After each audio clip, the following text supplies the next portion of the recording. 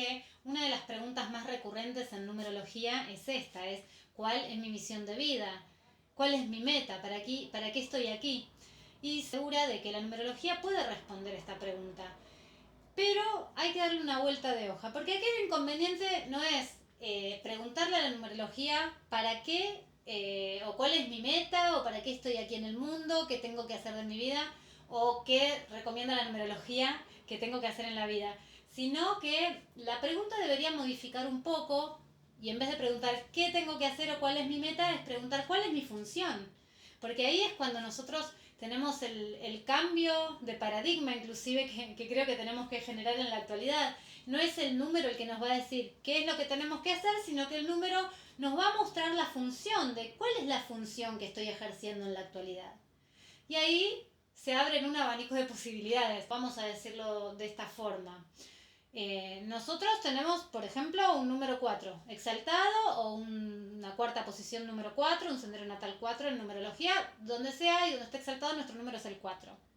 Muy bien, ahí tenemos que entender cuál de todos esos matices estamos encarnando. Por ejemplo, el número 4 que es el cuadrado, la estructura, ¿sí? Y ahí tenemos un montón de tela para cortar. Primero los números que acompañan ese 4. Pero en principio, si hablamos solamente del 4, podemos ver que el 4 nos habla de una cuadratura firme, nos habla de rigidez, de estructura a nivel vivencial. Podemos estar enfocándonos y encarando a una persona, por ejemplo, con energía 4, que es una persona muy rigurosa, rígida, que no puede, tiene incomodidad para ingresar en su campo emocional, que es muy amplio, pero no puede ingresar, porque en este momento está vivenciando otra cosa, otra realidad, más concreta, ¿sí? El número 4 también puede ser aquella persona que da estructura en un trabajo, en una familia, y que se encarga, porque es muy práctica, de que todo se genere con fluidez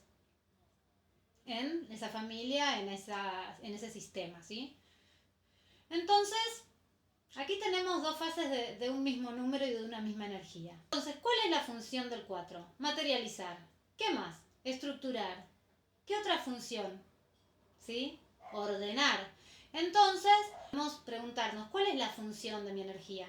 Y ahí tenemos un montón. ¿Cuál es la función que se antepone? Tenemos también una valía increíble.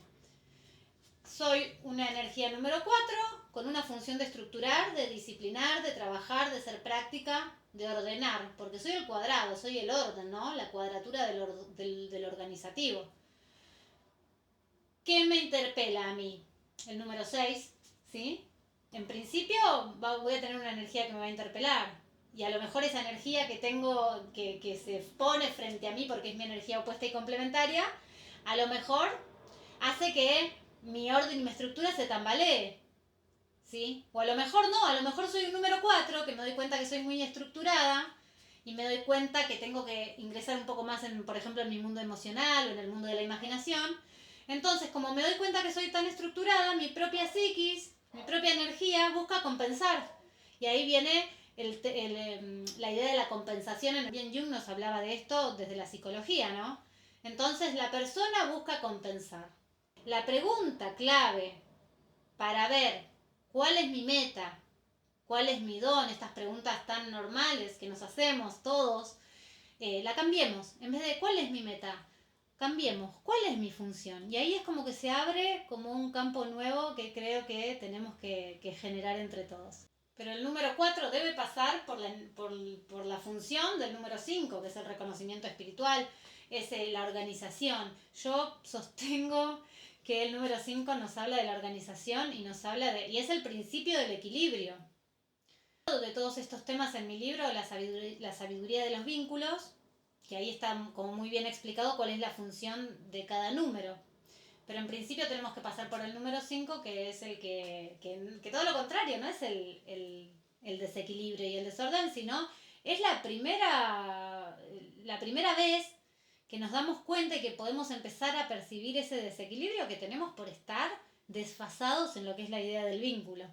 Cuando hacemos esto nos empezamos a dar cuenta que no se trataba del afuera, ¿no? Del vínculo con el de afuera, con mi pareja, con mi amiga, con mi amiguito, con mi mamá, no.